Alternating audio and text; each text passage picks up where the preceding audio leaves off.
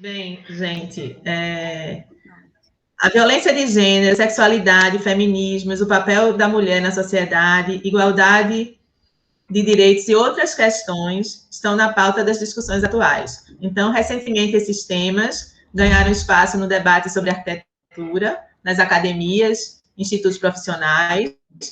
Discutir arquitetura, gênero e neurociência implica pensar quais ações e iniciativas devemos tomar para uma sociedade mais igualitária, isonômica, nas relações entre os gêneros.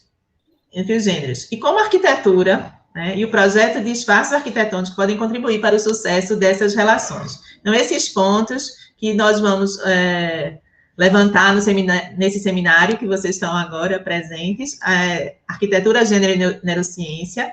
Esse evento é organizado por mim, Guilana Slaski, coordenadora do Laboratório da Imagem, da Arquitetura e do Urbanismo, e pela professora Maria Jesus Brito Leite, aqui presente, coordenadora do Centro de Estudos Avançados, ambos da Universidade Federal de Pernambuco, né? Temos, então, o prazer de tê-las aqui, tá certo? E também a toda a comunidade acadêmica, né, para participar dessas conferências. Hoje teremos a doutora Andrea Halatz Gatti Porto, que vai falar sobre arquitetas no Recife.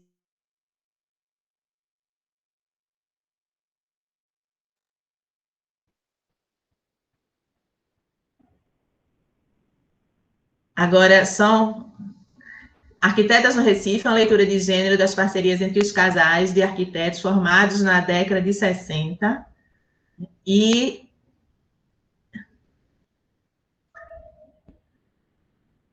só um instante.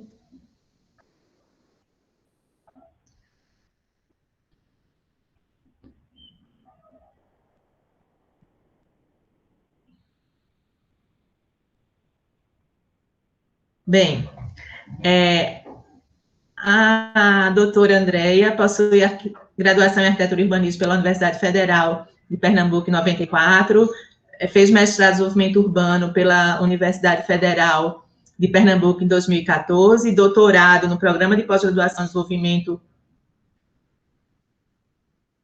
Urbano, MDU, em 2021, recentemente acabou de defender seu trabalho de doutorado, certo? Fez também um doutorado de sanduíche em 2018 e 2019, como bolsista da CAPES, na Columbia University, em Nova York, e ela é arquiteta e urbanista da Superintendência de Infraestrutura da Universidade Federal de Pernambuco, tem experiência na área de arquitetura e urbanismo, com ênfase em arquitetura e urbanismo, atualmente atuando principalmente nos seguintes temas: arquitetura moderna e gênero. Então, hoje a gente tem o prazer de ter a Andrea apresentando aqui, tá certo? Trabalho lindo que ela fez, né? E depois a gente vai abrir, logicamente, o debate para questões. A Andrea já publicou diversos, eu nem li muito pouco aqui, mas ela já publicou diversos artigos sobre arquitetura moderna, né? O Recife e gênero.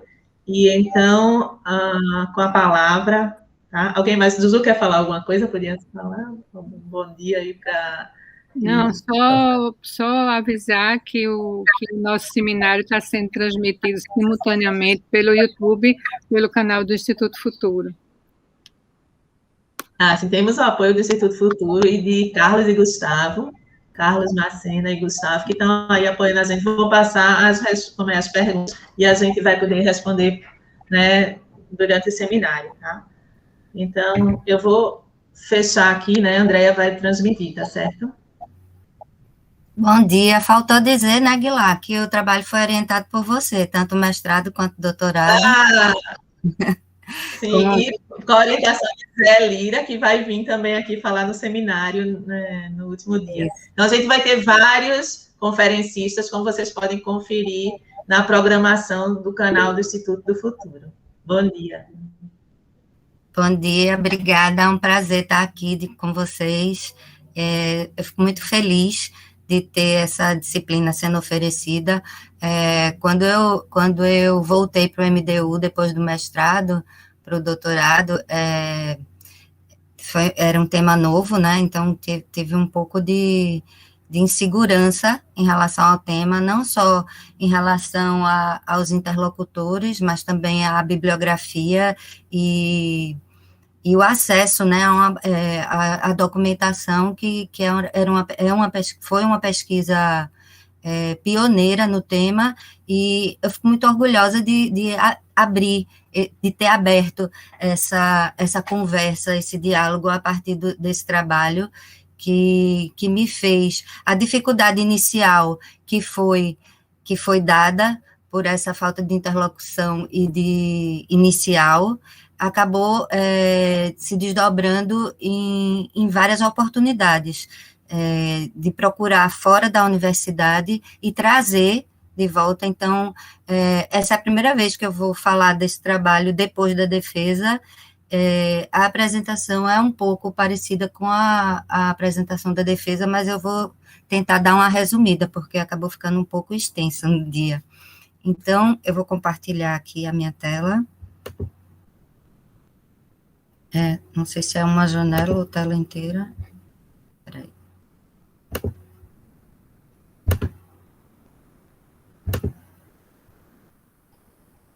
Espera aí.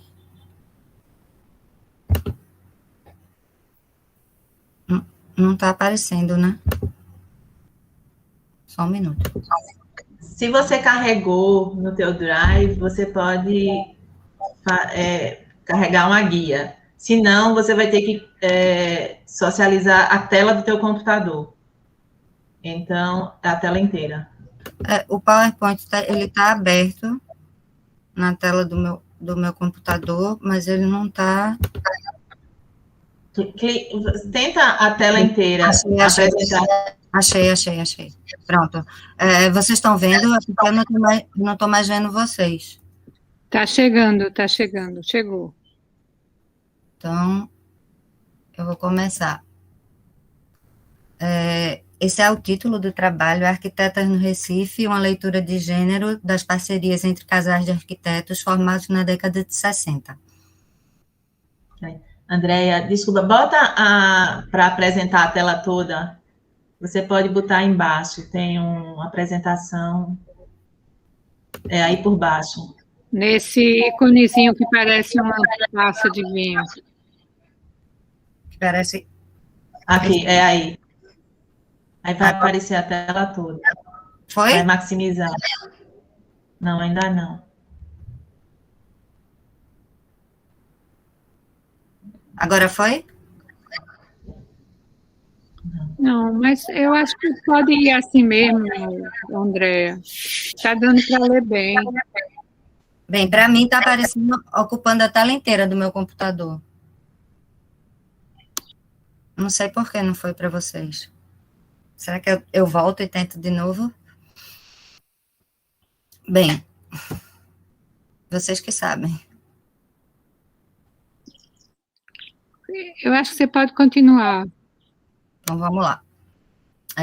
Orientado por Guilar e co-orientado por José Lira, da FAUSP. Quando eu entrei, eu fui questionada por que esse trabalho estava sendo trazido para a Faculdade de Arquitetura, né, para a pós-graduação de Arquitetura. Então, esquematicamente, eu organizei que os enfoques possíveis nas pesquisas de arquitetura e urbanismo, eles podem recair sobre os sujeitos, que são os arquitetos e urbanistas, com seus contextos e os conceitos que envolvem esses sujeitos.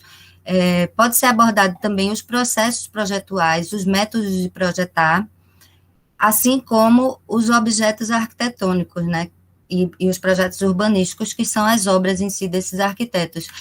Esse meu trabalho, ele envolve os três enfoques, que eu vou mostrar para vocês. A estrutura da tese, ela foi dividida em 3 partes, são como se fossem 3 grandes capítulos. No primeiro, eu vou contextualizar os ambientes dos sujeitos que eu pretendo estudar, nas suas relações sociais, geográficas, históricas e de formação. No segundo capítulo, são as arquitetas.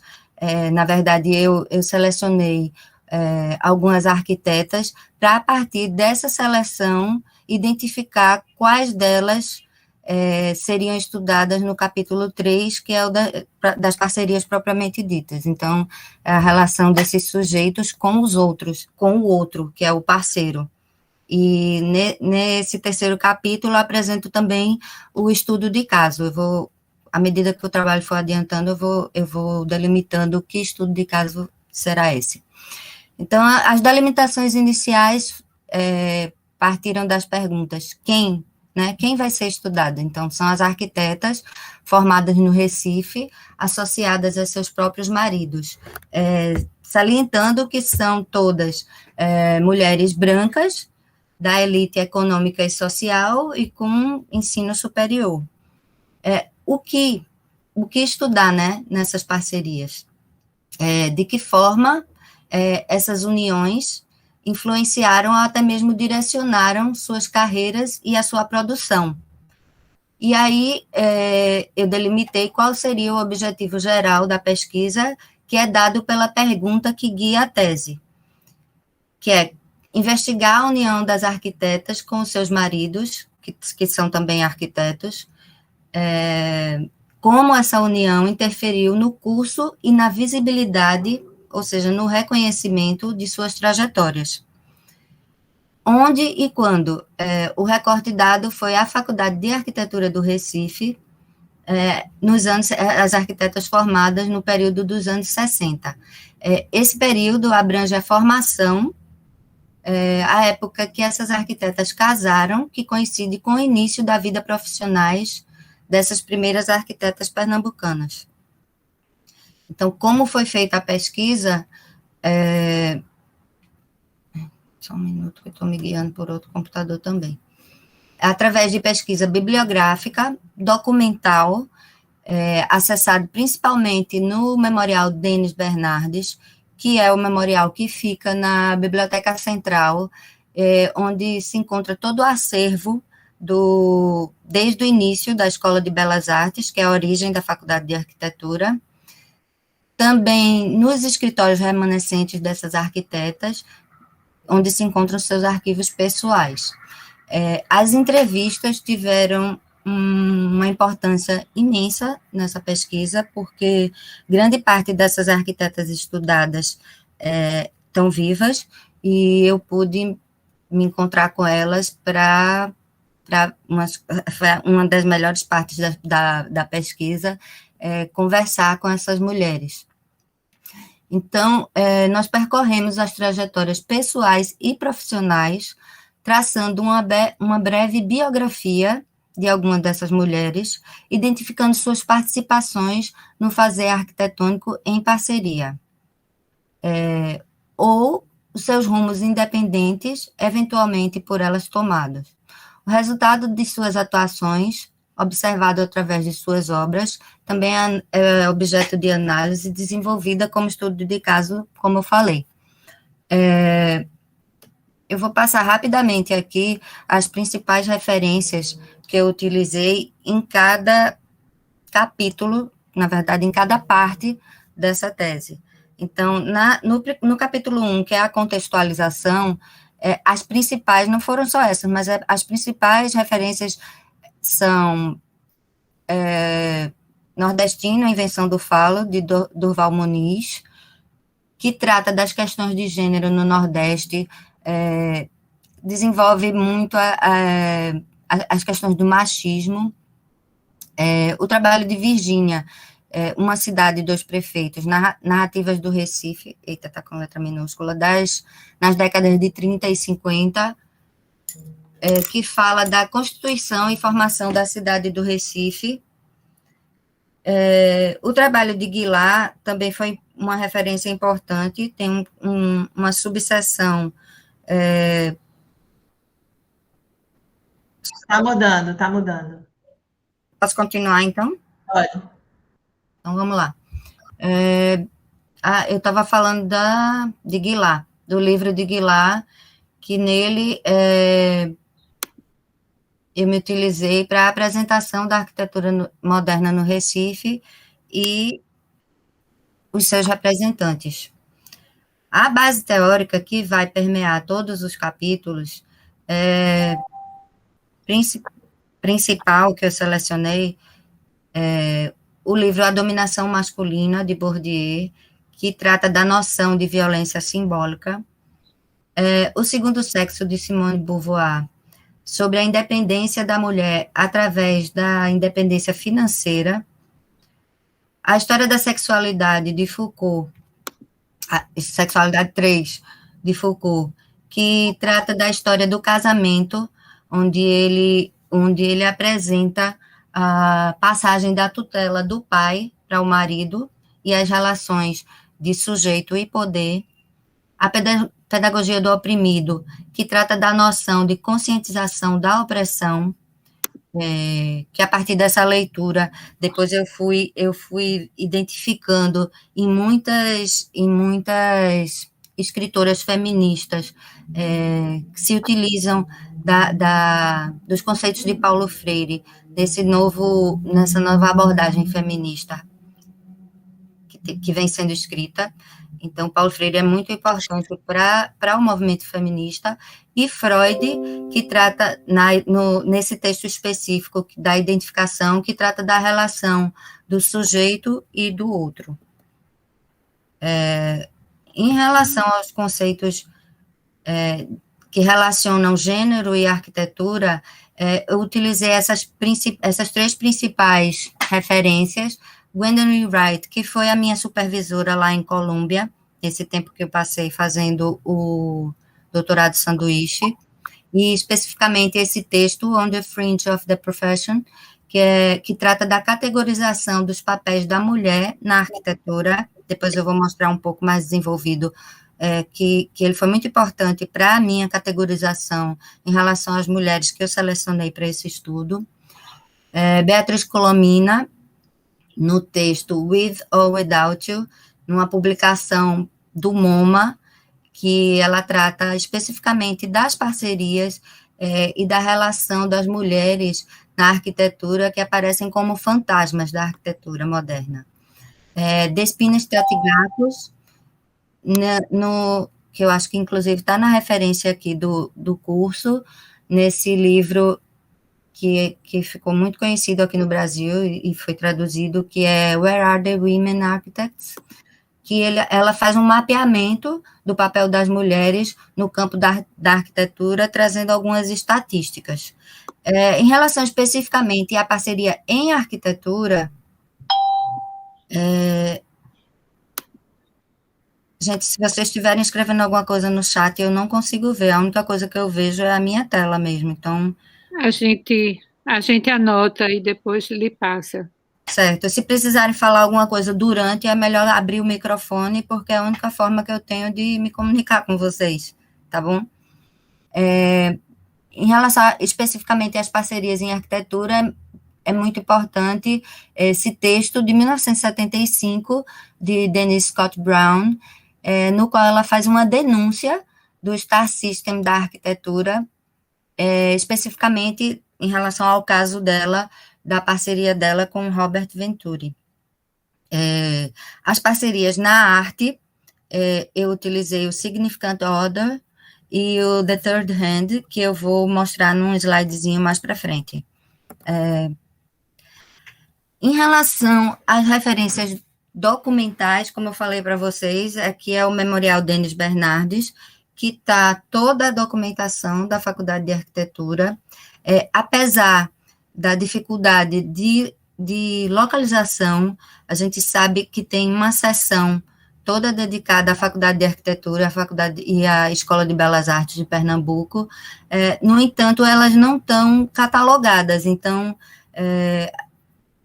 o acervo, que é riquíssimo, ele despende muito tempo e paciência, porque você tem que abrir livro por livro para descobrir o que tem neles. Então, eu acho que o memorial, ainda em processo de organização, ainda vai catalogar e referenciar para facilitar esse acesso. Mas, apesar da dificuldade, acabou sendo um desafio muito prazeroso encontrar e abrir. Eu vou mostrar para vocês qual o tipo de material que eu acessei.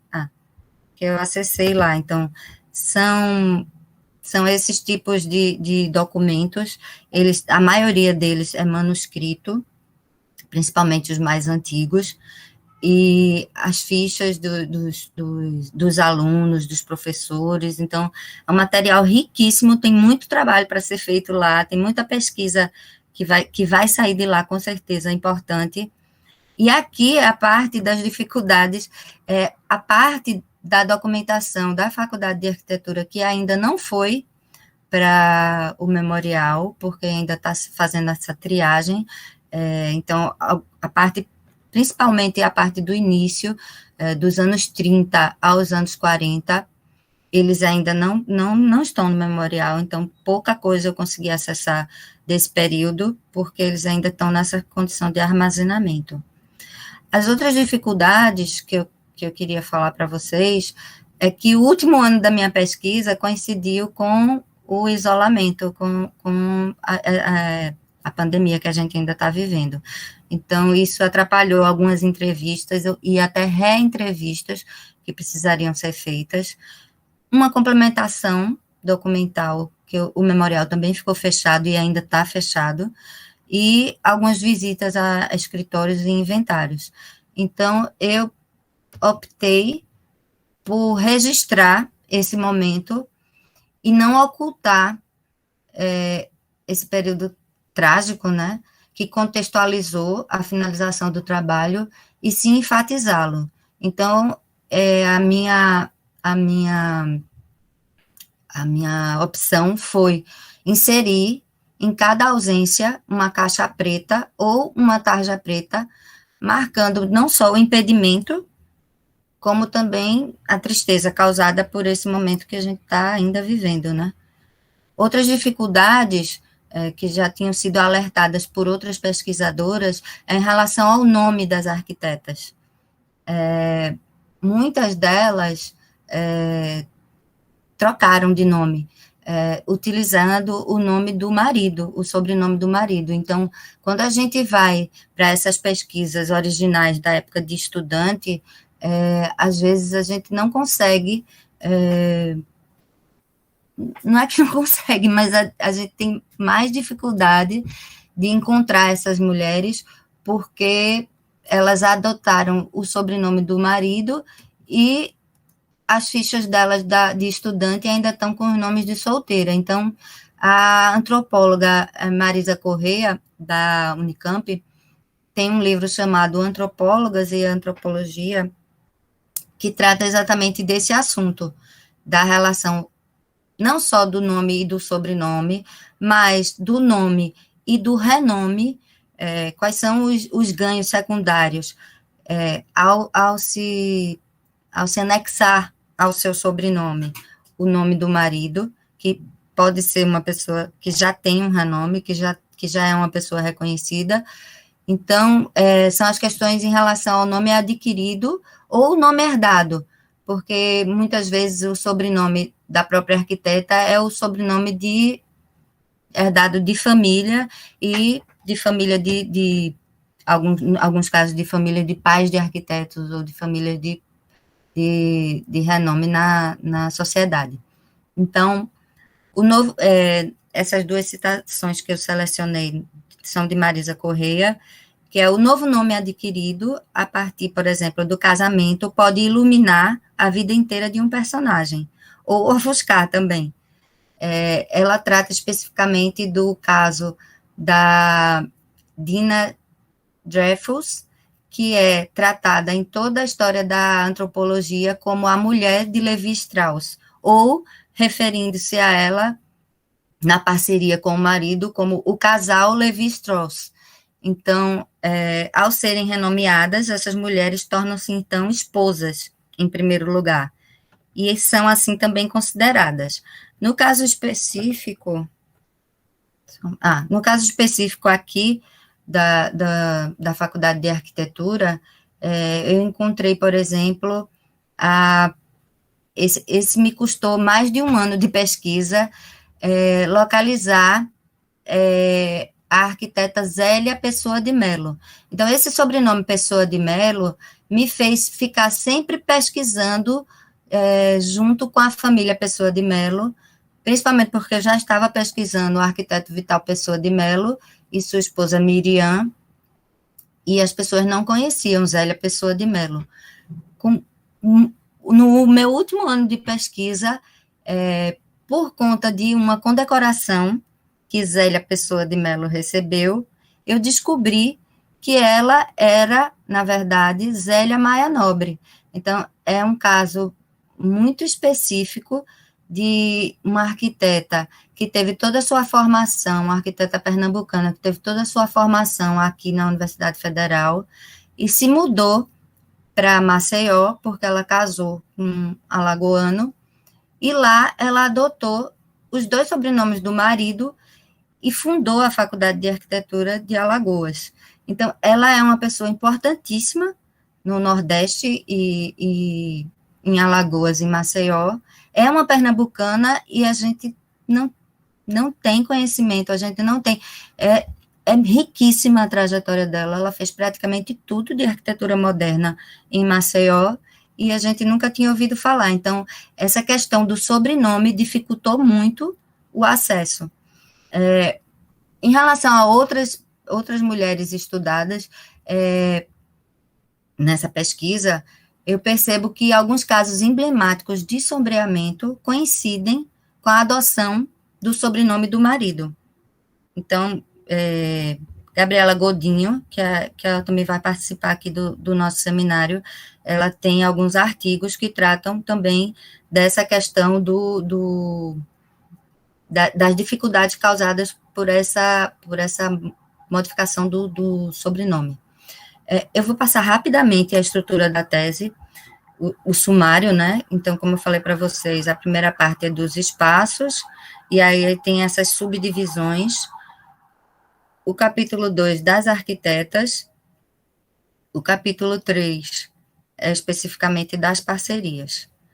No capítulo 1, eu queria falar para vocês uma estratégia que funcionou muito para mim, como eu falei das minhas dificuldades iniciais de desenvolver o meu trabalho aqui, isso acabou gerando uma ideia que era participar e procurar em que lugares estavam sendo estudadas as questões de gênero e arquitetura, e eu comecei a enviar meus trabalhos, que são, na verdade, cada capítulo, esse nomezinho que eu estou colocando em cor de rosa nos slides, eles são artigos que eu publiquei em congressos e seminários, e acabou cada artigo que eu enviava acabou compondo um pedaço, ou uma subseção, um capítulo da minha tese. Então, essa estratégia de enviar trabalhos para esses congressos de gênero e arquitetura não só me abriu a possibilidade de interlocução com outras pessoas que também estavam pesquisando isso, como me fez escrever, né, para poder participar e desenvolver a minha pesquisa, e eu acabei utilizando esse trabalho que foi feito para compor o documento final da tese. Então, nessa parte de contextualização do espaço, eu apresentei em São Paulo, nesse seminário Arquitetura, Gênero e Memória, o artigo chamado Lar do Oscilar. Então, uma contextualização da cidade.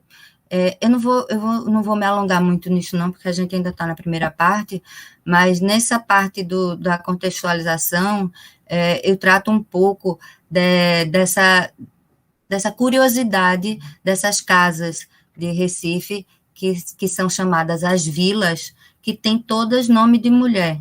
Então, eu faço eu fui na Fundagem pesquisar essas casas e descobri um pouco da história de por que todas essas casas eram nomeadas com nome de mulheres.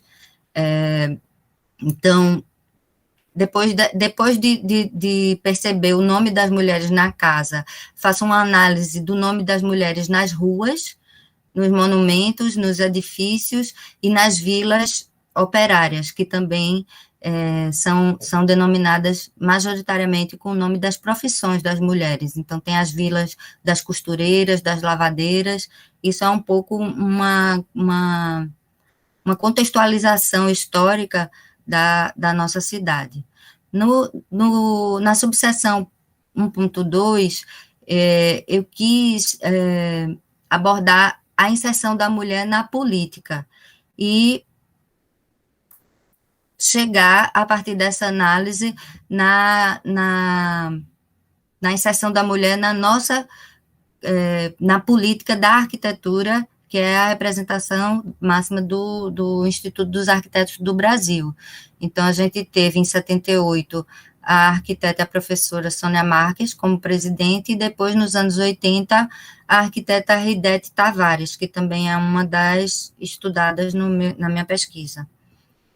No capítulo 2, eu vou tratar das questões historiográficas, das questões. Então, teve esse artigo aqui, que foi baseado no livro de Despina, é Onde Estão as Mulheres Arquitetas. Eu escrevi Onde Não Estão as Arquitetas, um artigo que eu tento fazer uma revisão historiográfica das principais referências da arquitetura moderna brasileira para identificar essas ausências e tentar apontar os lugares que elas poderiam estar e elas são omitidas.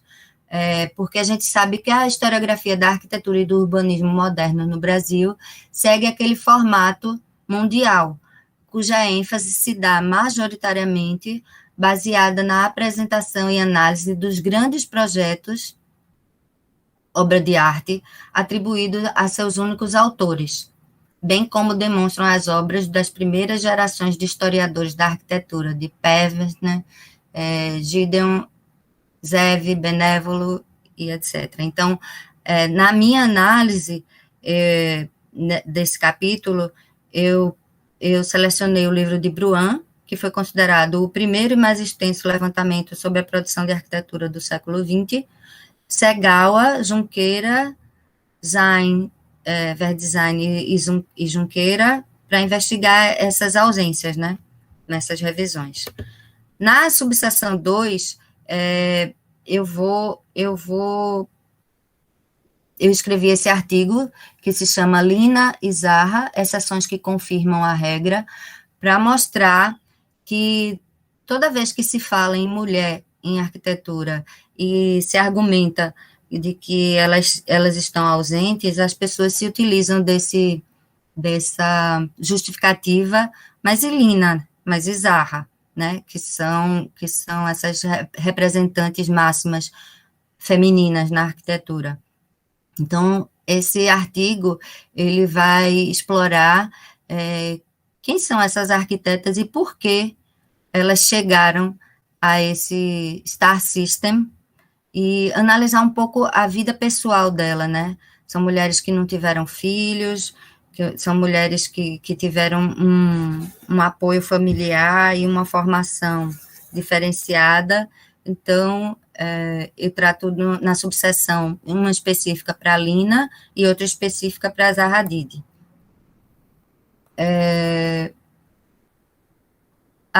Um texto bem importante também, que referenciou o início da minha pesquisa, é esse texto de 2009, de Cessa Guimarães e Silvia Couto, que se chama As Musas do Patrimônio Moderno, que ela explora um pouco as trajetórias de Lina, Gisela Magalhães e Janete Costa, que foi tema do meu mestrado,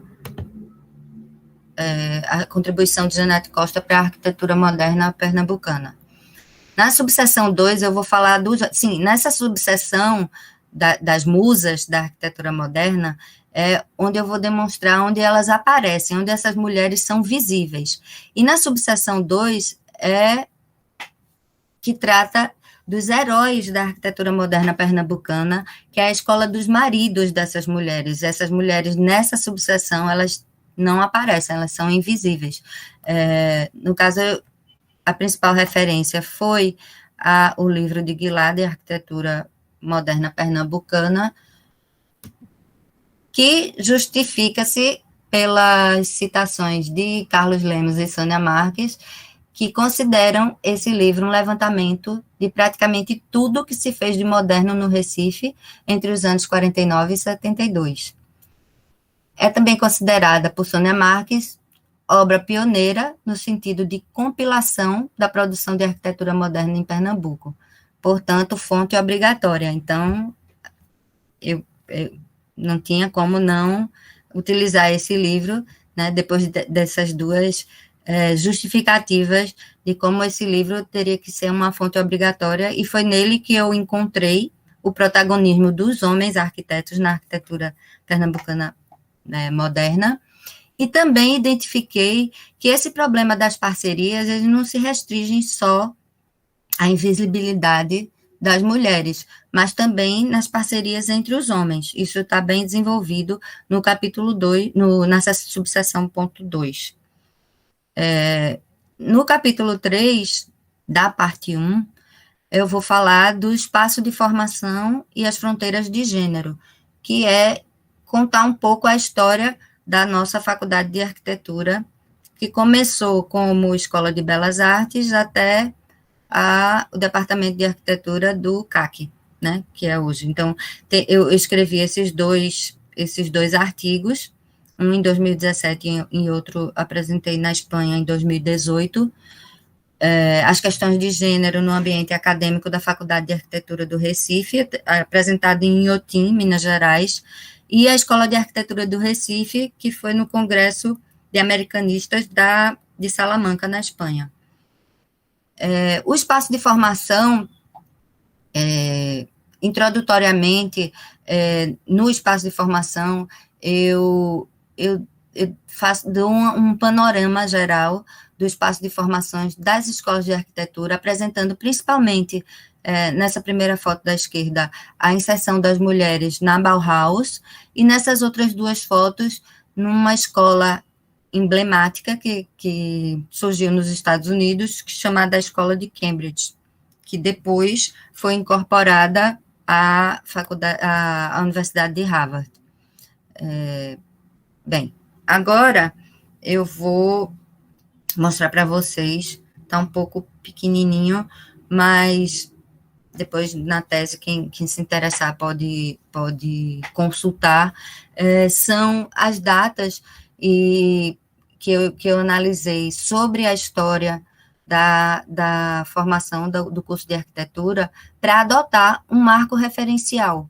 Então, como alguns arquitetos e alguns historiadores, eles identificam alguns marcos para delimitar os primeiros arquitetos de Pernambuco, eu voltei um pouco esse marco para delimitar o meu marco, que eu vou adotar, que é a partir da emissão de diplomas, porque a faculdade, primeiro, ela foi implementada, depois ela foi oficializada, depois ela foi...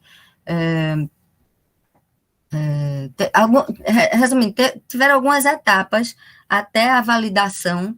Então, o meu marco é a partir da oficialização, quando é permitida a emissão de diplomas.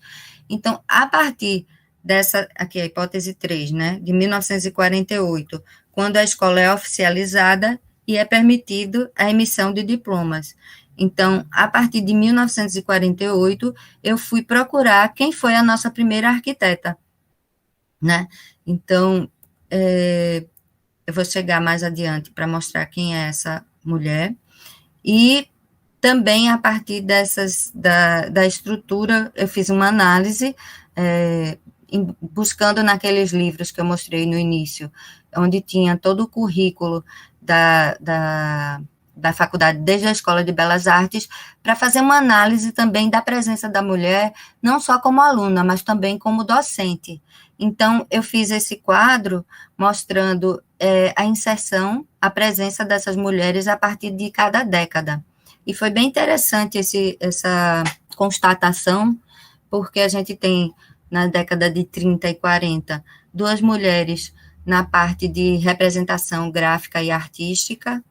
Depois, no desenho geométrico, na geometria descritiva, e aí me chamou um pouco a atenção a inserção de algumas mulheres nas disciplinas de exatas, de concreto armado e sistemas estruturais, e que isso me levou a uma pesquisa complementar para descobrir por que havia mulheres nessas disciplinas ligadas às exatas, às engenharias, porque chamava mais atenção do que porque é um campo que era mais fechado para as mulheres, e ainda é, né, que é o da engenharia. Depois, do urbanismo, arquitetura analítica, história da arquitetura, história das artes, e só nos anos 70 a gente vai ter a primeira professora em planejamento arquitetônico. E é uma coisa curiosa, por que as mulheres demoraram tanto a chegar no projeto de arquitetura, que é tido como eixo central da formação do curso de arquitetura. Então, esse é um resumo da inserção das mulheres por década, e quando eu chego, eu vou mostrar num slide mais para frente, deixa eu voltar aqui, mais na frente eu vou explicar um pouco que essa inserção dessas mulheres nos anos 50 ainda era por questões de parentesco, eu vou desenvolver isso um pouco mais na frente. E a inserção das mulheres no projeto de arquitetura só se dá quando essa participação se dá através de concurso público. Antes disso, as pessoas eram convidadas ou indicadas para lecionarem na universidade, na faculdade, e só quando abre o concurso público é que aparece a primeira professora de projeto. Outro aspecto importante que a gente vê em todas as referências bibliográficas que tratam sobre o problema das mulheres no campo profissional a partir da sua formação os comentários de alguns professores. No caso específico do professor Delfim Amorim, que foi citado por todas as entrevistadas como jocoso, que sempre brincava que as mulheres só procuravam o curso de arquitetura para arranjar marido, ou que mulher, para fazer arquitetura, tinha que ter bigode. Bigode, na verdade, isso é um trocadilho, porque bigode não só é uma característica masculina, mas também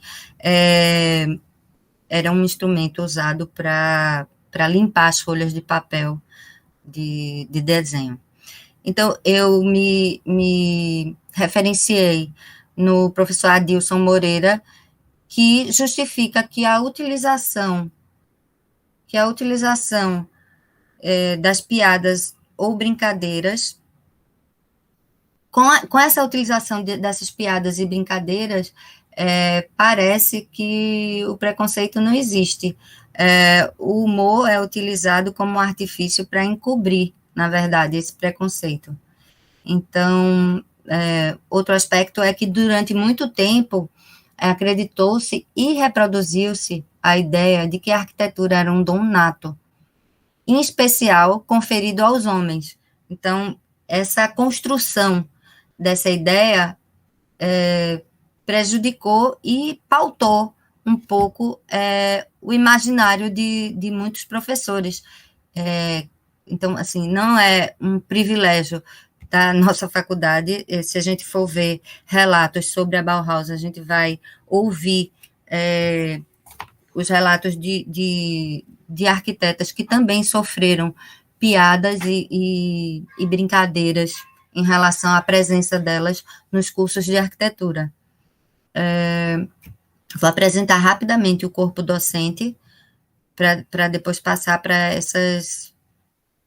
as personagens propriamente ditas dessa pesquisa.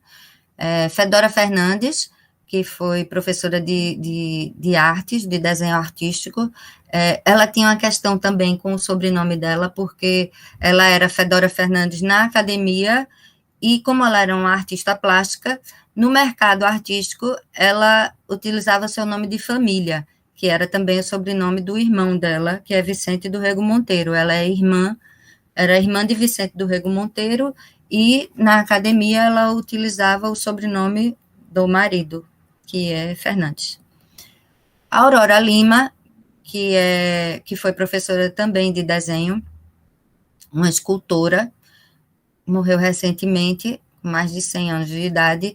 Ela não só foi professora, como ela também, injustamente, não tão reconhecida como a autora desses vitrais tão conhecidos e tão famosos aqui no Cinema São Luís, e também o vitral que fica na Biblioteca Central da Universidade, na escadaria da Biblioteca Central.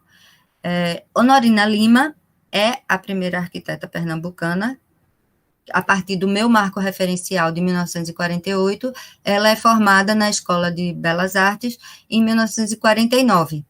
Ela depois virou professora de desenho de geometria descritiva.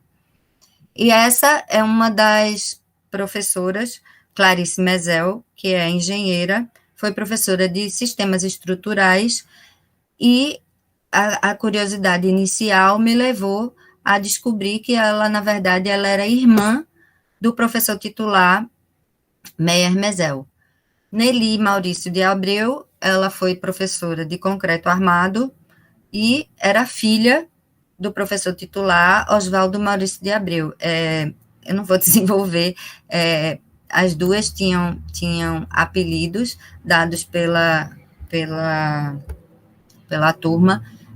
A primeira se chamava Por Ensinar Concreto Armado de Concretina, e Clarice de Sistemática, segundo Juju me revelou na defesa da tese.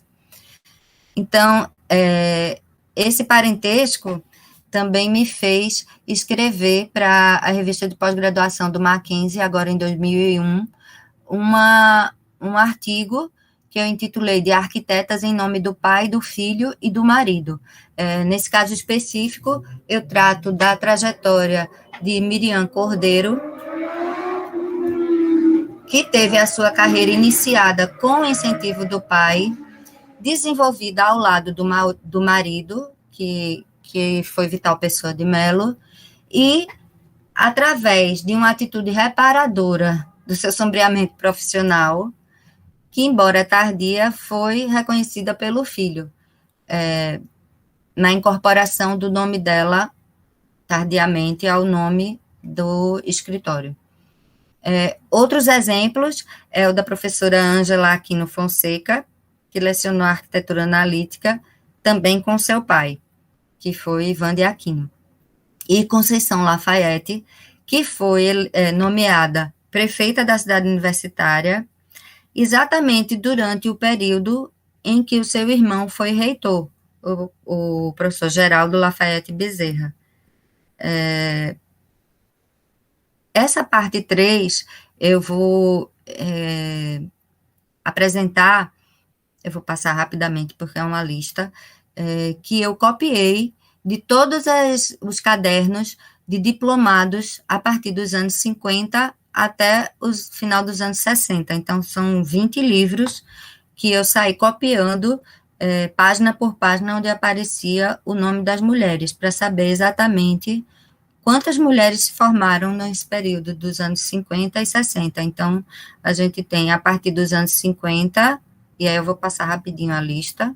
Essas que estão em amarelo são as mulheres que eu selecionei e que eu pude encontrar material para apresentar na minha pesquisa. As diplomadas de 60, ainda dos anos 60, e Janete Costa, que tinha sido o tema do meu trabalho, que apesar dela não ter se formado em Recife, ela iniciou o curso dela aqui em 1951. Depois ela transferiu para a Faculdade Nacional de Belas Artes do Rio de Janeiro, e ela se formou em 1961 lá.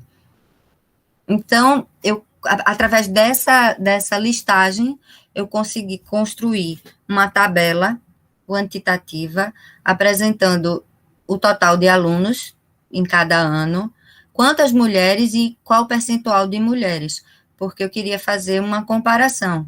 Então, no final da década de 60, quer dizer, durante toda a década de 60, do total de diplomados, apenas 19% era de mulheres. Na década de 60, a gente tem uma ampliação desse número. Então, do total de formados, 33% é de mulheres. Então, nessa análise quantitativa, 19% nos anos 50 de mulheres, 33% nos anos 60 também de mulheres. Na análise, vale destacar, né, que as 20 arquitetas que eu vou apresentar aqui no trabalho, elas representam aproximadamente apenas 25% do total de mulheres formadas nesse período dos anos 50 e 60.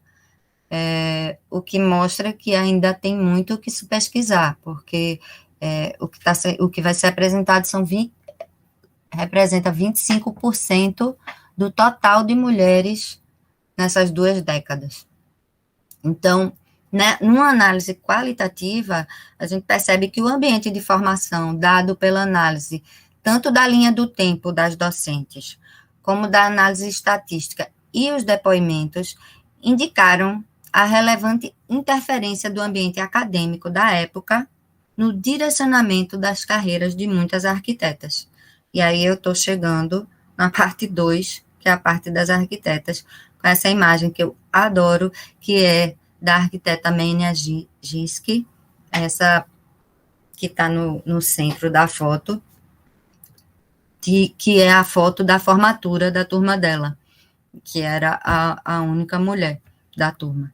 É bem representativa, é bem emblemática essa imagem, para a gente ter uma ideia da presença das mulheres na faculdade. No capítulo 4 da parte 2, eu faço uma narrativa de vidas e dos espaços profissionais, apresentando o rendimento interpretativo das biografias através da exploração da história oral e da história oral da arquitetura. As referências que eu utilizo para abordar essas 2 temáticas são o livro de Margaret Rago, A Aventura de Contar-se, onde ela faz uma crítica e desconstrói a tradução cultural que por muito tempo desprezou a história oral na academia. Então, ela tem uma citação que diz: o formalismo desacreditado, o grafocentrismo com a sua mania de documentação, o desdém pela oralidade e os rigorosos códigos acadêmicos fazem parte de uma mesma cultura positivista e falocêntrica. A referência de John Peter, que é de 1994, é uma das poucas referências que trata sobre essas questões de história oral, especificamente na arquitetura moderna. Então, eu selecionei também uma citação dele que diz: atualmente, a história oral representa pesquisa social de valor inestimável, em especial por dar voz às minorias ou classes menos privilegiadas da sociedade que não tiveram voz até então. Então, daí a justificativa, principalmente porque a riqueza que eu considero desse trabalho é exatamente obtida através das longas entrevistas que eu pude fazer com essas arquitetas, que hoje têm em torno de 70, ou mais de 70, em torno de 80 anos de idade.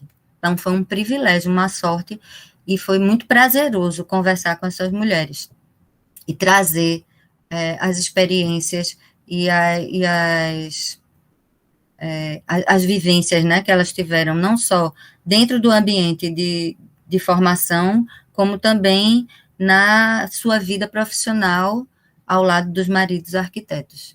Eu vou passar rapidamente aqui num capítulo que eu trato sobre a atuação e os papéis socioprofissionais das arquitetas, tomando como referência esse livro de Fernando Lara e Sônia Marques, Quid Novi, que que fala dessa sociologia da profissão, colocando numa escala de valores a importância dada a esses projetos de exceção, hierarquizados, de forma que depois vem a arquitetura, o urbanismo, a arquitetura de interiores e os demais. Então, nessa subseção, é um pouco de entender como se dá essa hierarquização de importância dos fazeres, das atuações, dos campos de atuação dentro da profissão de arquiteto.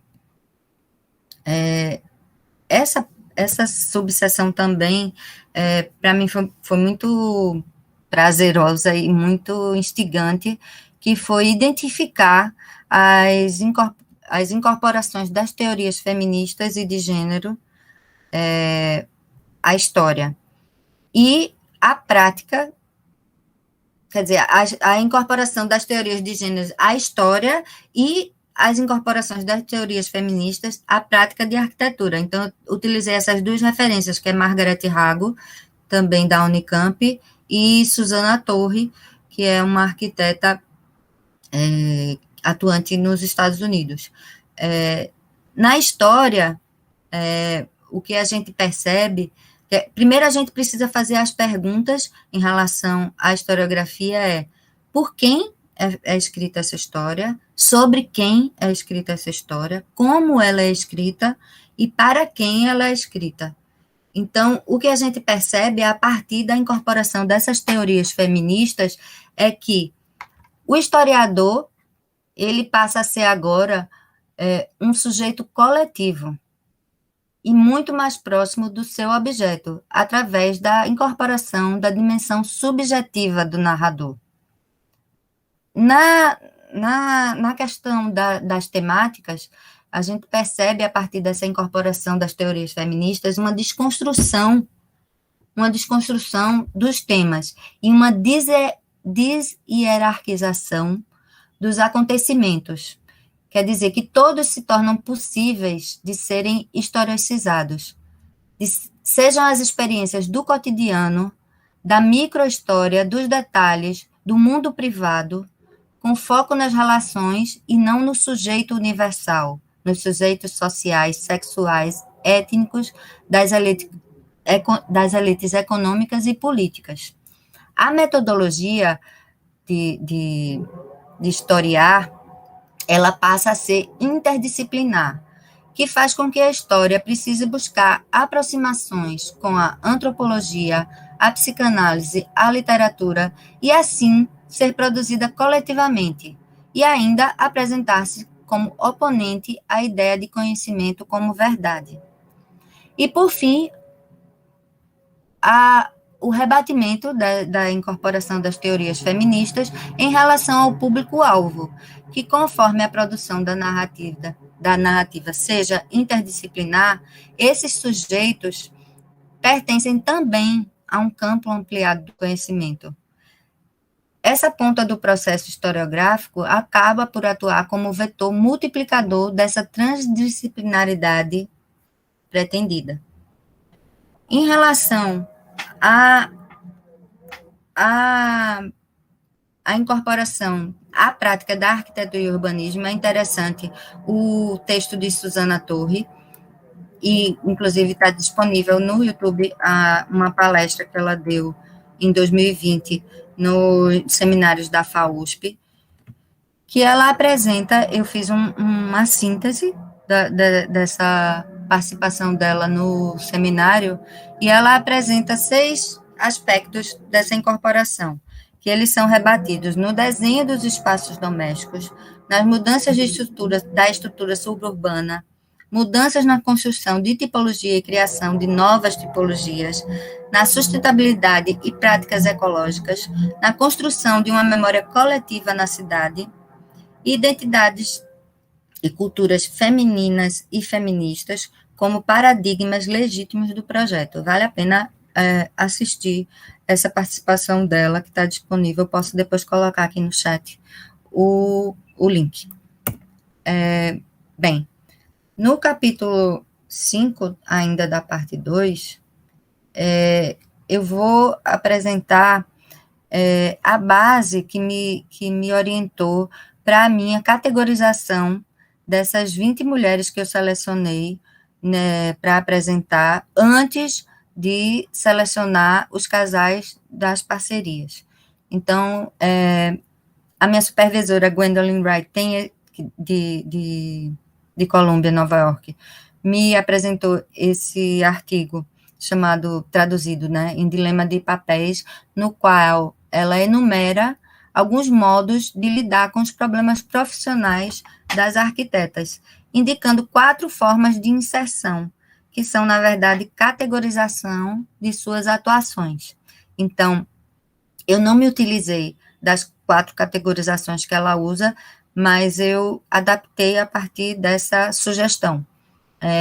O que ela chama de arquiteta excepcional é aquela que atinge o reconhecimento profissional pela determinação e dedicação quase que exclusiva ao trabalho.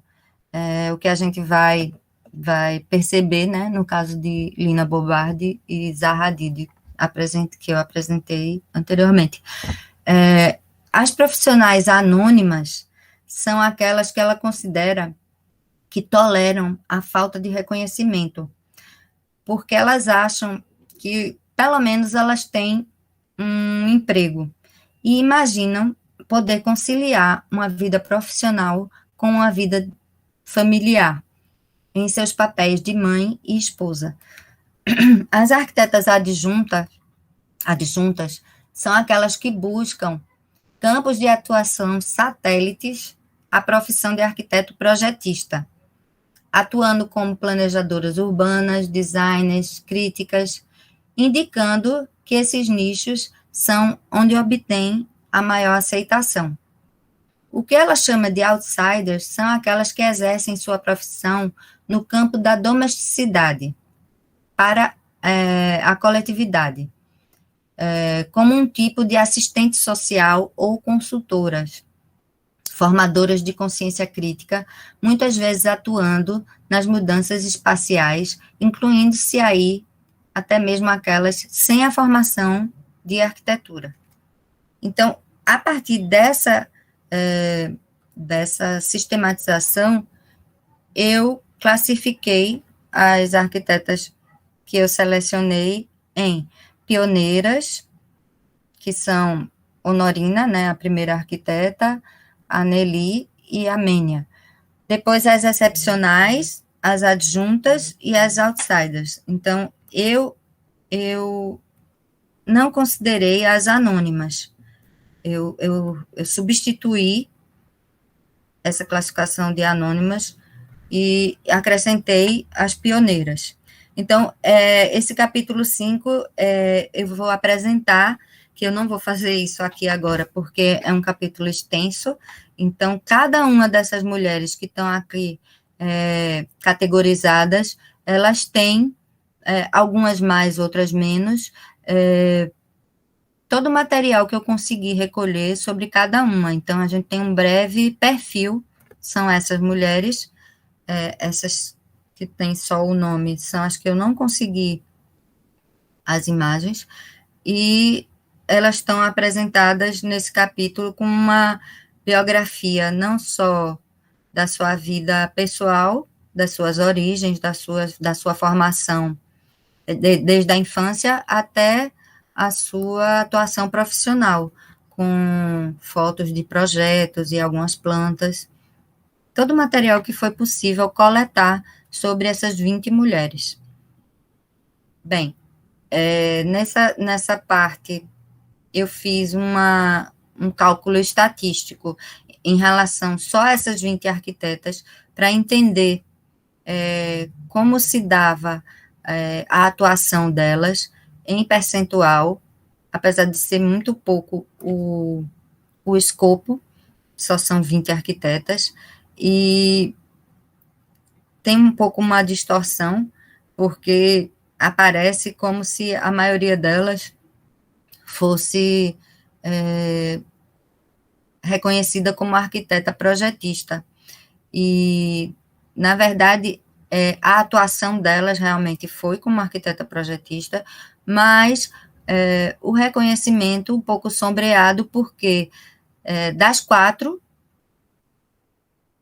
quatro das 5 que trabalharam como projetistas trabalharam em parceria com seus maridos, inclusive Zélia Pessoa de Mello, que é Zélia Maia Nobre, com um marido, no caso de uma parceria entre arquitetos e engenheiros. Então, a gente tem um quadro estatístico sobre a atuação dessas mulheres. Bem, o capítulo 3, que é o capítulo das parcerias, eu selecionei 6 casais.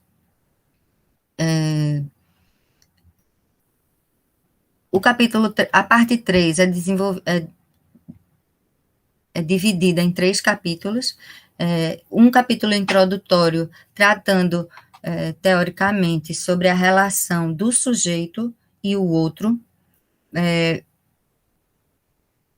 abordando um pouco as parcerias, não só em arquitetura, mas também em arte.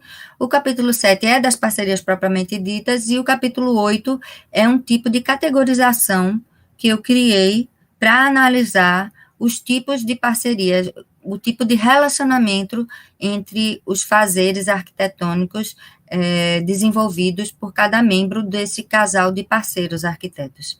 Então, rapidamente eu vou apresentar aqui, como eu tinha falado, esses títulos em cor-de-rosa são os artigos que eu apresentei em alguns congressos nacionais e internacionais. Então, o primeiro foi bem no início da pesquisa, que eu entrei no doutorado em 2016, em Porto Alegre. Depois, na Itália, em Florença, em 2017, eu publiquei dois artigos na revista Arquitetas Invisíveis, que é de um coletivo de arquitetas feministas da Universidade de Brasília. Depois, a partir da apresentação do trabalho na Universidade de Florença, eu fui convidada para ceder a minha apresentação, o meu artigo, para ser o capítulo de um livro sobre arquitetura e gênero, que foi publicado esse ano, no começo do ano, em 2021, num e-book, que ainda não recebi o formato físico, mas está disponível esse capítulo nesse livro desse congresso que se chama More, Expanding Architecture from a Gender-Based Perspective. E, por fim, o nosso livro, né, Aguilar, que a gente organizou agora no ano de 2021, que deve estar na gráfica, que também é um capítulo que se chama Esposas, Parcerias entre Casais de Arquitetos. Então, todos esses artigos, eles me facilitaram o desenvolvimento dessa parte 3 da tese, que é a parte específica das parcerias. Então, na relação do sujeito e do outro, nos interessa as estratégias de abordagem nessa relação de sujeito. Interessa identificar as relações de poder nessas parcerias, nas quais possamos analisar, na divisão sexual do trabalho, os tênues limites entre os papéis de dominação e sujeição. Essas relações são de intimidade e profissionais, nas quais os ambientes domésticos e de trabalho são abordados em uma interseção entre os limites do público e do privado. Então, a partir da percepção de que eu ia tratar de um terreno muito delicado, né, dessa interseção entre a vida pessoal e a vida profissional desses arquitetos, surgiram algumas perguntas que seriam de como identificar quem é o outro na parceria. E quais seriam as percepções internas das parcerias? Se essas percepções internas, elas seriam simétricas às percepções que geraram o reconhecimento público. Então, em alguns casos específicos, a gente percebe que, internamente, a arquiteta se considera reconhecida e feliz com o desenvolvimento da sua trajetória profissional. Por outro lado, não existe o reconhecimento público. Então, em que grau essa percepção de quem está dentro e de quem está fora gera uma distorção?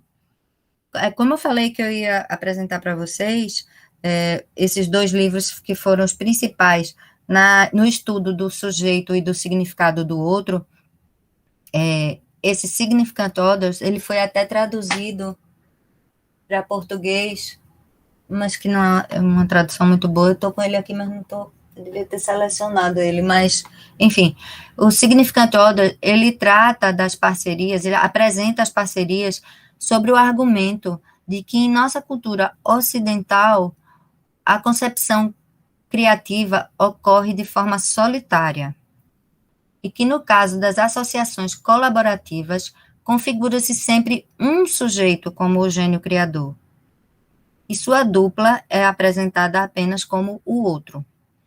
Esse The Third Hand, que é um livro de 2001, de Green, ele analisa as parcerias no campo da arte sob o critério do tempo.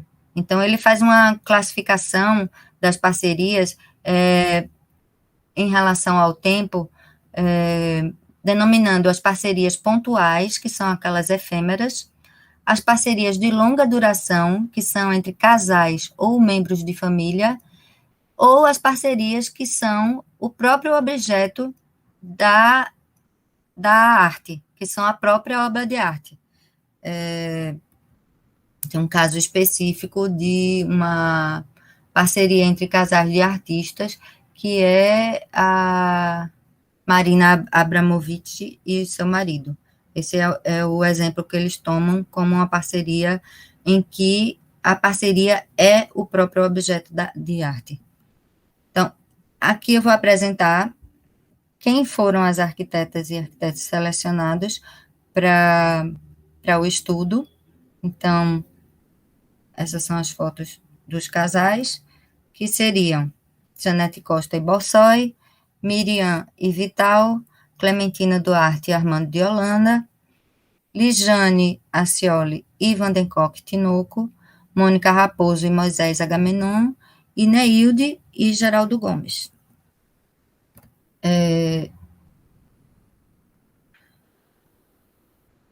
Aqui. Como é que se deu a apresentação das parcerias? Qual era o objetivo? Identificar no campo de atuação o papel desenvolvido pelas arquitetas dentro do processo projetual, quais foram as suas contribuições e verificar essas contribuições na análise dos estudos de caso. Para o estudo de caso, a ideia era buscar a síntese da interseção profissional e pessoal, por isso, eu elegi buscar, através da materialização dessa parceria, os projetos de suas próprias residências, onde o experimentalismo e a liberdade se revela no estilo de vida e nos hábitos dos autores e moradores dessas casas, que são os casais de arquitetos. Aqui, como eu ainda estou na parte de referenciar essas parcerias, eu faço um uso bem aprofundado desse manifesto, que eu chamo de manifesto, que é esse texto de Dennis Scott Brown, apontando as perdas e os ganhos de uma relação de parceria, um texto surpreendentemente escrito em 1975. Em relação a Dennis Scott Brown, eu não vou me desdobrar nisso agora, mas a gente sabe que a gente tem essa celeuma, que é da premiação de Robert Venturi com o Prêmio Pritzker, no qual ela não foi contemplada. Então, essa sessão, eu faço uma análise detalhada sobre a premiação em parceria, então, e também uma análise sobre a premiação de mulheres, né? Como esse prêmio, ele é considerado o Prêmio Nobel da Arquitetura, Então, a gente analisa de que o prêmio, desde a sua criação, em 1970,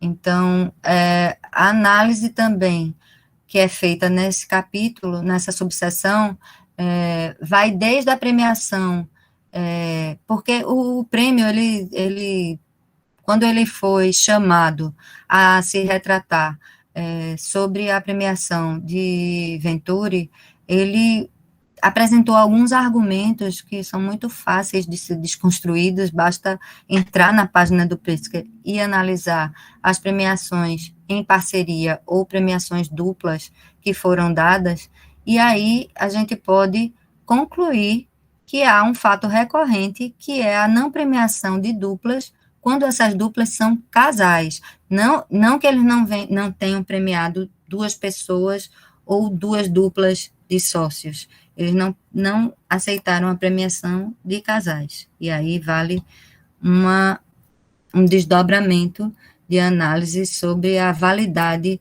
e a supervalorização dessas premiações. Ainda na introdução das parcerias, eu faço um breve panorama em relação às parcerias no mundo. Eu vou listar alguns casos específicos de parceiros conhecidos, parcerias no Brasil, e depois, quem se interessar pode acessar a tese, que já deve estar em breve disponível no banco de teses da universidade. Então, tem as parcerias no mundo, as parcerias no Brasil, e a gente passa, sim, e as parcerias em Recife, que são as que eu vou tratar.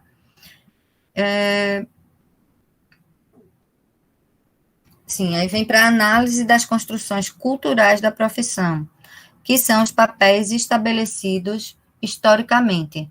A partir disso, sabendo que os papéis foram estabelecidos, surgem as perguntas: como se construiu a dominação masculina no campo específico da arquitetura? Quais são os ganhos secundários dessas arquitetas nessas relações? Essa parceria ajudou a entrar ou a permanecer no mercado de trabalho?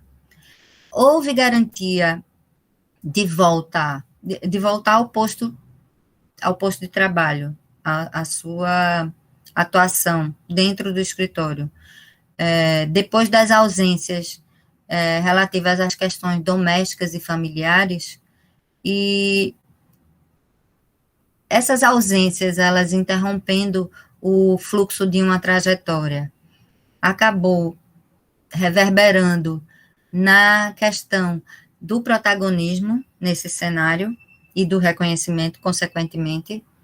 Então, para verificar a influência das parcerias sobre as trajetórias das arquitetas,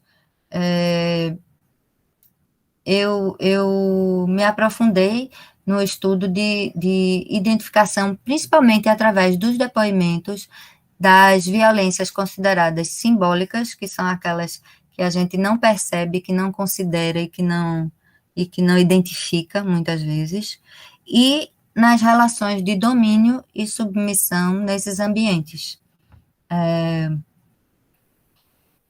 Através da identificação das atribuições dos membros da equipe, foi possível compreender a dinâmica da parceria e, a partir daí, avaliar o grau de reconhecimento dado à trajetória das esposas, medidos através das instâncias de reconhecimento e modos de legitimação e consagração profissional. Então, foram analisados os usos dos sobrenomes, o nome e o material gráfico dos escritórios, os espaços físicos, a distribuição espacial da dinâmica desse trabalho em cada escritório, e, a partir disso, eu pude construir uma hipótese de que, quando os casais dividem a atuação no fazer arquitetônico, um deles sempre ficará à sombra. E muitas vezes, na maioria das vezes, o que aconteceu é que quem ficou à sombra foi a mulher. Então, o exemplo 1 é a análise da parceria de Janete e Borsoi, que eu não vou apresentar aqui, porque são muitos detalhes, como eu falei, vai desde a análise do material gráfico, as entrevistas, os depoimentos de como funcionava. Então, eu entrevistei não só os filhos do casal, como muitos funcionários que até hoje trabalham no escritório. Então, é rico o depoimento para poder entender como era a dinâmica, inclusive como era a separação espacial do trabalho em parceria. Então, eu vou apresentar rapidamente os casais, que é o primeiro, Janete Costa. Essa análise, né, também passava pelo cartão.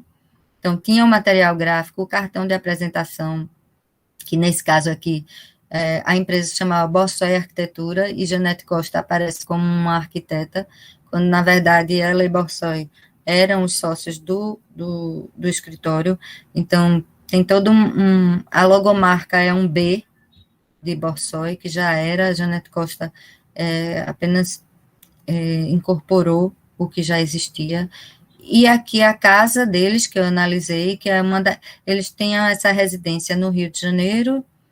Tinha a opção de analisar a casa deles aqui em Olinda, mas como essa casa ela foi projetada por Borsoi e ambientada por Janete Costa, achei que mais rico apresentar essa síntese dessa interação profissional deles dois.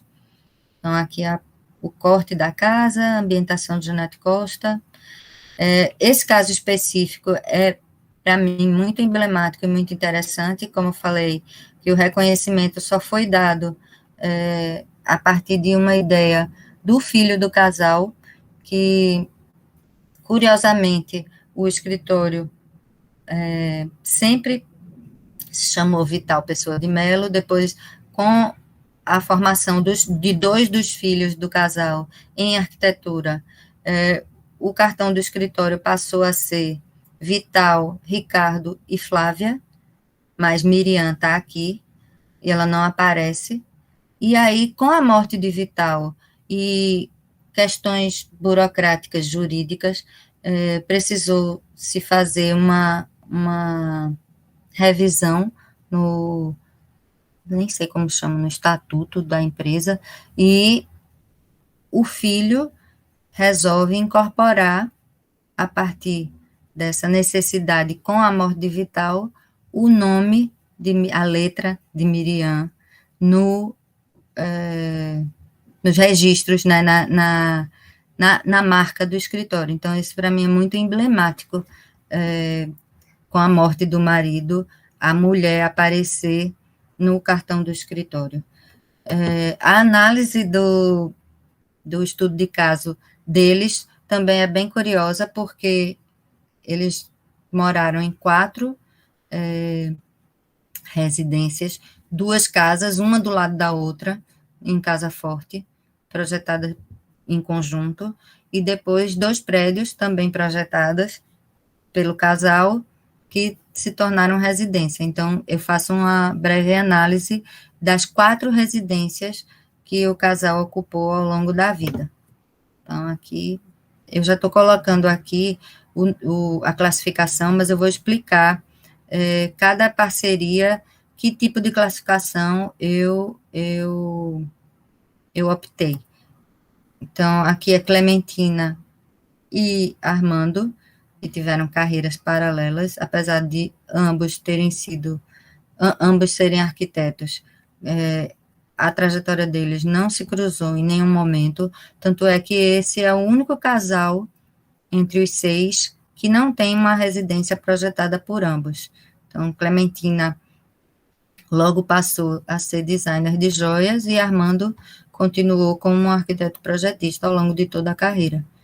Depois vem Lijane e Vandencock, E, curiosamente, os arquitetos e arquitetas entrevistadas durante a pesquisa não sabiam que Van den Kolk tinha uma esposa que também era arquiteta, e a entrevista com eles foi uma entrevista muito também marcante, porque foi a única entrevista em que, apesar de ter anunciado que a entrevistada seria Lejane, Van den Kolk fez questão de participar do interrogatório, então passamos algumas horas em entrevista, na qual muitas vezes ele respondia as perguntas que eram feitas para ela. Essa é a casa projetada em conjunto, que é uma casa ateliê, que eles moram até hoje, que foi onde eu fiz a entrevista. Depois vem o casal Mônica e Moisés, também arquitetos projetistas, apesar de ambos atuarem no mesmo fazer. Eu considerei que tinham carreiras paralelas, porque, através das entrevistas e dos projetos que eu conheci de ambos, a gente via que é bem separado a atuação e a autoria dos projetos. Geraldo e Neilde, que era um casal que estava muito entusiasmada para desenvolver a narrativa deles, foi impedido porque foi o último casal que ia ser estudado no último ano da pesquisa. Então, faz 2 anos que eu estou em contato com Neilde, e na finalização da tese a gente não conseguiu, então esse casal está em aberto, mas que eu ainda vou desenvolver, porque me interessa muito saber como se deu a parceria de 2 arquitetos atuantes na academia. Ambos foram, inclusive, meus professores na graduação. E, por fim, eu vou mostrar para vocês qual foi a categorização de relação, de parceria que eu proponho para analisar, e que eu usei para analisar essas interações. Essa primeira, que eu chamei de parcerias de complementaridade, são aquelas parcerias colaborativas, quando a atuação de um dos membros inicia a partir da finalização da etapa proposta pelo outro, ou dialogam durante o processo, para que haja facilitação na complementariedade. Então, dentro dessa parceria de complementariedade, eu coloquei o exemplo de Janete Costa e Acácio Borsoi, que o fazer de Janete, apesar de na concepção haver uma interação do casal, o fazer propriamente dito de Janete, ele só se iniciava a partir da conclusão do projeto de arquitetura de Borsoi. A parceria de paralelismo é quando ocorre a ação de cada um dos membros do casal. Não. A parceria de paralelismo, as parcerias de paralelismo ocorrem quando a ação de cada um dos membros do casal não apresenta qualquer ponto de interseção. Nesse caso, não há diálogo entre as suas atividades, que é o caso de Clementina Duarte e Armando de Holanda. As parcerias de sobreposição são verificadas quando o fazer projetual de um coincide com o do outro, quando ambos estão debruçados sobre o mesmo objeto de trabalho, como é o caso de Miri Vital, que ele ficava responsável pela concepção, pelo partido arquitetônico, e ela cuidava do desenvolvimento e detalhamento do projeto de arquitetura.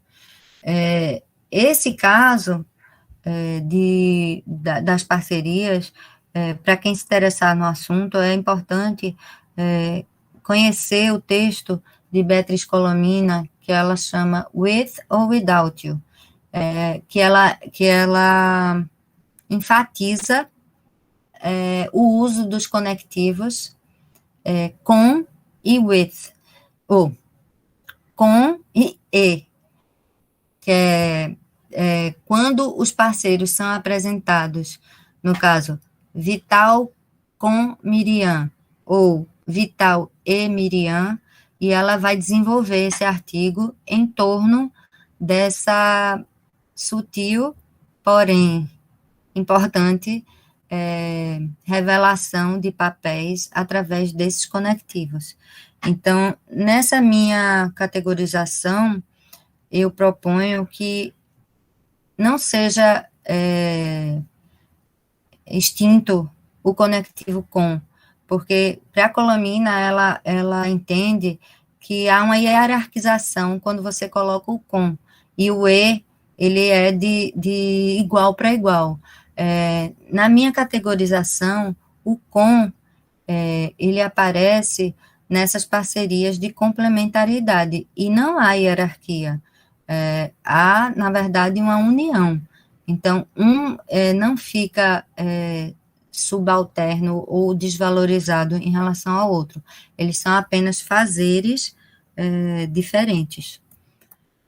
Bem, vamos para as conclusões finais, as considerações finais, que são imensas, então eu vou selecionar, porque eu não vou desenvolver todas as considerações finais, porque elas abrangem um leque muito grande de pensamentos que eu desenvolvi a partir de toda essa pesquisa, então vou sintetizar e abrir para a gente conversar, né? Esse trabalho se apresenta com a intenção de agregar reconhecimento ao trabalho das arquitetas, que são preciosas representantes da história da arquitetura moderna pernambucana. Preliminarmente, concluiu-se que as atuações no fazer arquitetônico que se sobrepõem, quando se sobrepõem, apenas um deles é reconhecido, e no caso das parcerias de casais, é sempre o homem. As atuações de Miriam, Lijane, Janete e Clementina reforçam a hipótese. Compartilhar o mesmo campo de atuação tornou Miriam e Lijane sombreadas. Janete e Clementina alcançaram reconhecimento local, nacional e até mesmo internacional. Mônica, com reconhecimento também amplo, apesar de trabalhar no mesmo campo de atuação, porém com um desenvolvimento paralelo. Vale destacar o seu alto nível de especialização, que expande o seu campo de atuação. Voltando a Miriam e Lijane, destacando que elas adotaram o sobrenome do marido. E, apesar disso, poucos sabiam que os renomados maridos tinham as suas esposas também arquitetas. Janete, Clementina, Mônica e Neilde mantiveram os seus sobrenomes de solteira. Então, ao apresentar esses casais que são representantes do Star System da arquitetura moderna pernambucana, buscou-se refletir sobre os casos de notoriedade e de invisibilidade nas parcerias, abrindo espaço para que novos nomes sejam agregados, cumprindo assim o objetivo de iniciar a escrita referente à história das arquiteturas modernas, das arquitetas modernas, formadas em Recife, colaborando com pesquisas nas quais se busca a revisão historiográfica da arquitetura, que tem sido contada em grande parte com base no protagonismo masculino. Se, por um lado, esses sujeitos tiveram educação superior, foram poupadas de trabalhos domésticos e tiveram benefícios de trânsito social que lhe permitiu e facilitou o acesso a diversas oportunidades de crescimento e atuação profissional, por outro, as construções culturais repercutidas no comportamento social, nos espaços urbanos, nos espaços de ensino, no campo profissional, nas instituições, no canteiro de obras, colocaram essas mulheres em posição desigual, refletindo nas suas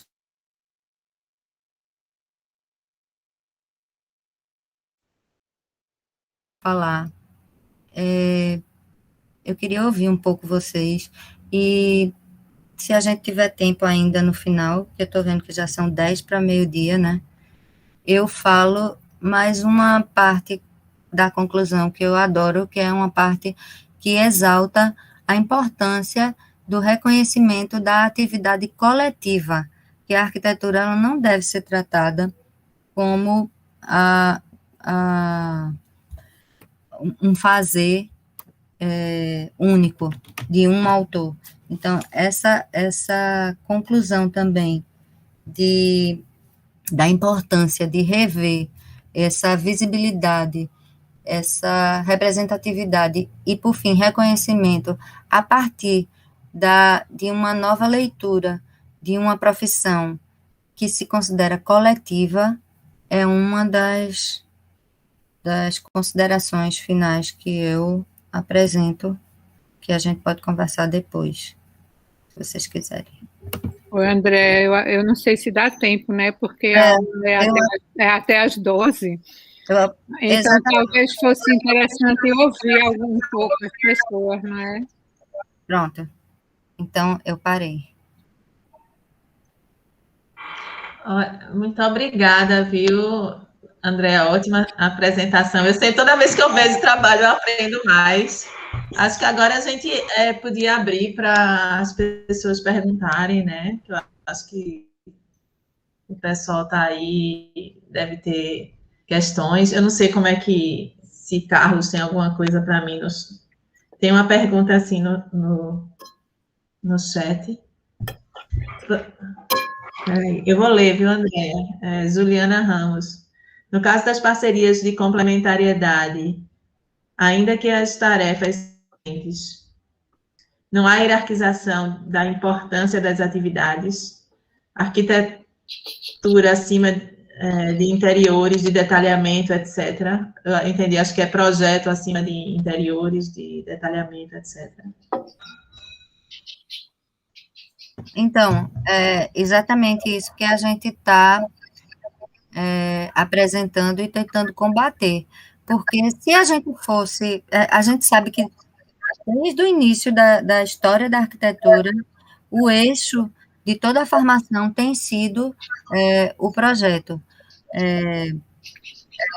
Mas a nossa formação, por ser ampla, engloba o urbanismo, por exemplo. Então, por que o arquiteto projetista, o urbanismo, sim, é considerado um eixo de atuação que não dá para personalizar, né? Até por causa da escala.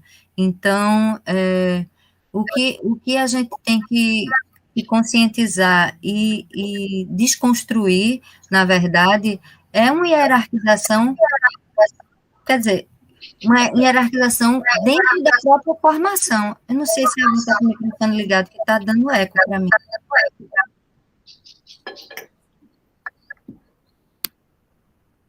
E lá, será que é tu? Agora melhorou. Então... Eu fechei. Então, essa hierarquia, eu acho que ela deve ser combatida dentro da própria formação. Se é uma formação ampla que se propõe, que ela seja respeitada, vocações, inclinações. Então, a gente sabe que existe, mas eu acho que a gente deve combater.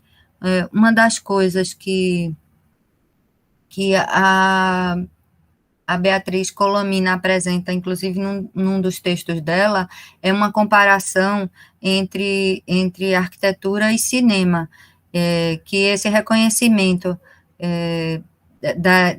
dos diversos agentes que participam da feitura de um filme, ele é dado, enquanto que na arquitetura temos uma equipe tão multidisciplinar quanto, e que isso não é considerado. Então, as hierarquias, elas estão dadas desde a formação, né? A ênfase que é dada, a importância que é dada, muitas vezes não coincide com o interesse de um aluno que busca o curso de arquitetura.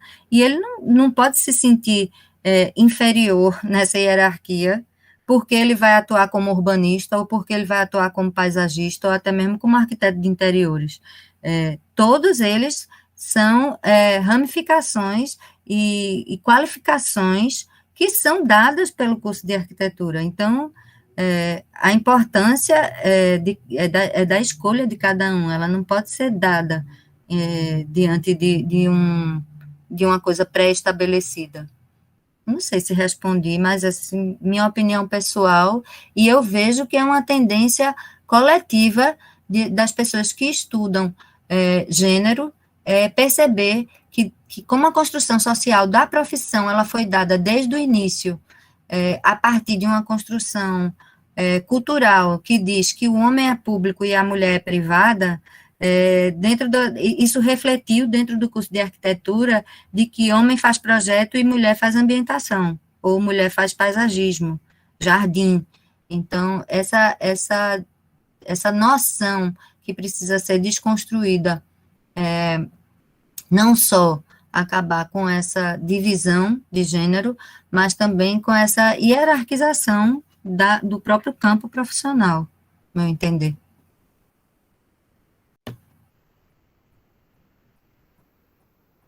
Então, gente, vocês têm comentários? Tem mais outra pergunta?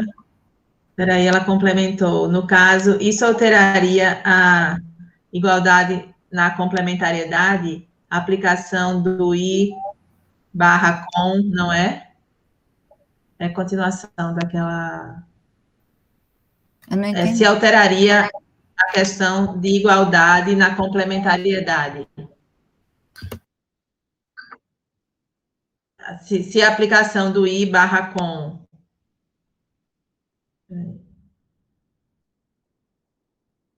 Eu acho que era da mesma pergunta. Acho que não sei. Eu não acho. Eu tinha só uma coisa. A minha crítica ao texto de Colomina é que ela não aceita o com, e ela acha que todo casal deve ser apresentado como enquanto parceiros. Na minha leitura e na minha categorização, eu proponho que há casos que um trabalha com o outro e não junto, porque quando há uma parceria de complementaridade, é como se fossem dois projetos em cima de um objeto arquitetônico. Então, não precisa classificar essa relação como uma superior e uma inferior.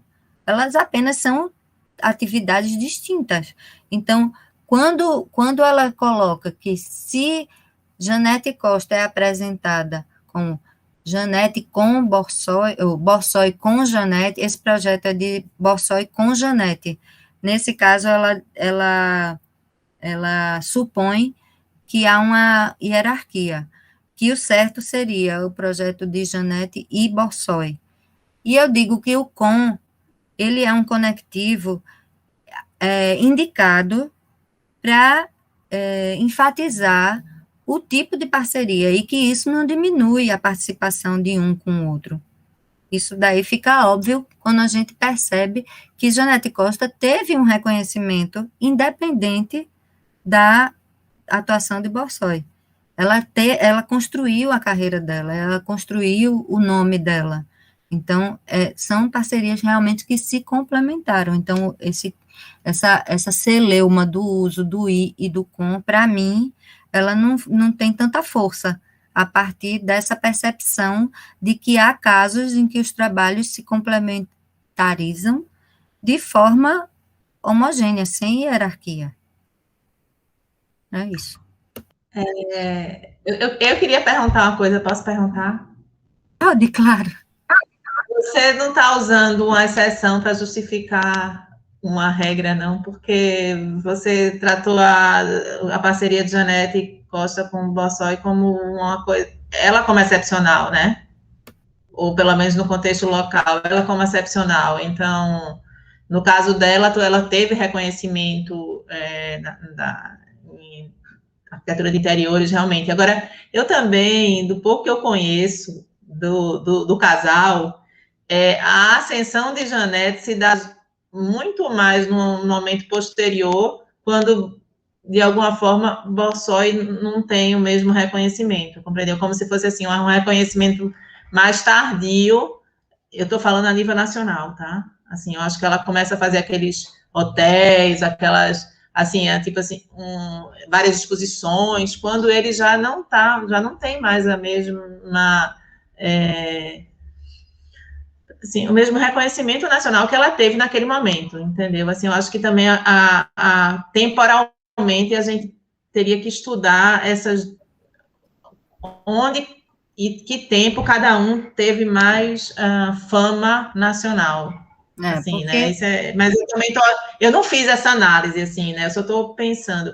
Por isso que eu estou perguntando, você está falando, eles estão complementares. Em algum momento, sim, eles são bem complementares e cada um tem o seu trabalho individual, é verdade, sua importância individual.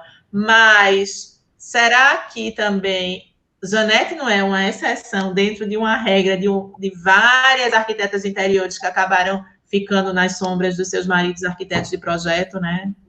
Sim. Assim, também, né? Sim, por isso que eu enfatizei que, dentre esse universo existente, eu estou tratando de 25% de arquitetas de 2 décadas, né? Imagina a riqueza de outras parcerias que a gente pode, inclusive, Conceição Lafayette, Marcos Domingos, que poderia ter entrado, e muitos outros casais, que as parcerias, cada parceria, ela na verdade, o somatório de uma dinâmica pessoal do casal, do próprio casamento. Como é o casamento dessas pessoas? Como é essa dinâmica, né, de relação pessoal? Eu acho que, no caso de Janete, quando você fala sobre o reconhecimento nacional, a gente tem que distinguir bem instâncias de reconhecimento, porque ela pode ter tido um reconhecimento midiático, ela pode ter tido, mas ela não está nos livros. Que reconhecimento a gente está falando? Quem está nos livros é Bossói.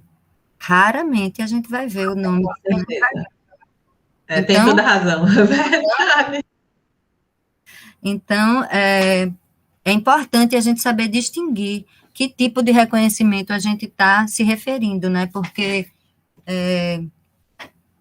isso, um reconhecimento tardio que a gente vê hoje acontecer com a obra de Janete, mas ainda um reconhecimento pouco academicizado, apesar de que eu tenho visto muitas pessoas entrando em outras chamadas das atuações, porque a atuação de Janete é muito rica, né? A gente pode entrar como arquiteta de interiores, como organização de expografias e a questão dela do trabalho com os artesãos, então é infinito, né? O nosso artigo sobre Lina e Janete, a Xuxa do Nordeste, que vai sair. Tem tudo isso. Tem um momento político, né, do Brasil, da identidade nacional, da valorização. Então, é muito pano para a manga, os enfoques múltiplos que podem ser dados na atuação e na trajetória de cada arquiteta. Eu digo que esse meu trabalho é infinito, tipo, eu puxei a pontinha do iceberg, mas só a quantidade de material que eu acessei e que eu ficava, isso daqui é trabalho para uma vida inteira. Quem não tiver tema ainda, passe uma tarde, quando reabrir, no Memorial Denis Bernardes, que é um parque de diversões. Eu queria saber se a plateia aqui quer fazer mais perguntas para a Andréia, aproveitar esse momento, as meninas estão aí, como é, assistindo. Eu vou abrir aí, vocês podem fazer diretamente, né? Eu só estava tentando ver se tinha coisa no chat, mas aí do chat já vieram. Eu não tenho pergunta, não. Só agradecer, André. Obrigada pela aula. Foi maravilhoso.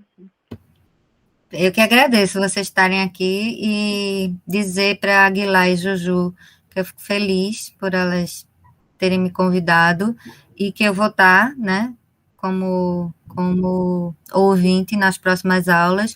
Dizer para a Juju que eu tenho um bocado de coisa para falar com ela sobre a aula passada, mas eu não pude ficar, e aí eu não sei se vai ter oportunidade no final não sei, Juju. Vamos, a gente combinou de retomar o tema no último dia de aula, viu, Andréa? Então ótimo. Eu vou estar em todas as aulas participando como ouvinte ou debatedora com perguntas para vocês e para os próximos participantes. Obrigada, minha gente.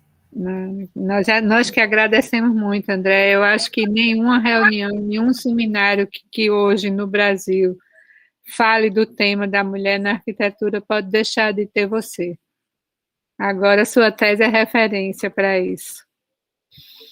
Exatamente, tem que ser publicada urgente. Né? Eu estava falando justamente você apresentando e eu dizendo para a Juju, cadê o livro da tese, entendeu?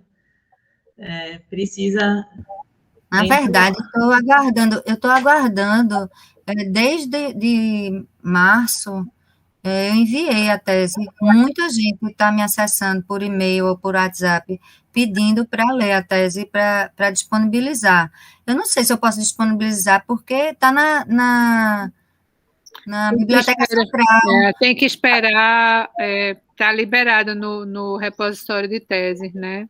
Que a Biblioteca Central está preparando a ficha catalográfica, só que desde março que eu ainda não recebo. Nossa! Está demorando, tem que cobrar, André. Eu vou fazer isso hoje. Tá bom. Obrigada, minha gente. Acho que é mais seguro, né? Porque aí você envia o link, as pessoas aí baixam, aí realmente fica de acesso público, né? Eu tenho respondido isso, mas eu não tenho prazo para dar, porque eu não recebo retorno da biblioteca. Eu vou me informar. Tá Obrigada, meninas. Se alguém não tiver mais nenhuma pergunta, eu me coloco à disposição nos próximos encontros e meu e-mail, que eu acho que vocês têm. Se não tiver, é fácil de me achar. Acho que está no grupo, né, Guilherme? No grupo, exatamente. Tá ótimo. Obrigada, minha gente. Muito obrigada também, Andréa. Beijos para vocês. Beijos, tchau. Obrigada a vocês, viu, e a todo mundo, e a Carlos e a Gustavo também. Carlos e Gustavo, né, que a gente deu a partida hoje. Legal, Guilherme, muito bom. Tchau, tudo de bom, obrigada. Até semana que vem. Até terça, até quarta.